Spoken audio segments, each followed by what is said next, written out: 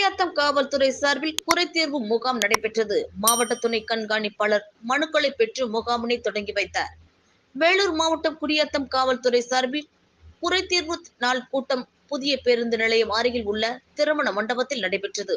இதில் மாவட்ட காவல் துணை கண்காணிப்பாளர் கோடீஸ்வரன் கலந்து கொண்டு பொதுமக்களிடம் பல்வேறு கோரிக்கைகள் கொண்ட மனுக்களை பெற்றுக்கொண்டு தீர்வு காண நடவடிக்கை மேற்கொண்டனர்.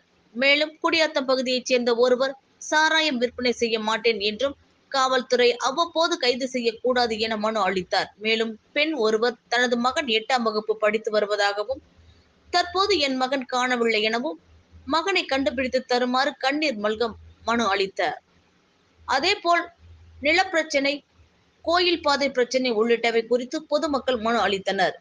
இதில் குடியாத்தம், பேரணாம்பட்டு, மேல்பட்டி, கீவாக்குப்பம், பரதராமி உள்ளிட்ட காவல் உட்கோட்டத்தைச் சேர்ந்த காவல்துறையினர் கலந்து கொண்டனர். இம்முகாமில் 500க்கும் மேற்பட்ட பொதுமக்கள் கலந்து கொண்டு பலதரப்பட்ட பிரச்சனைகளுக்கு தீர்வு காணும் வகையில் மனுக்களை வழங்கப்பட்டது.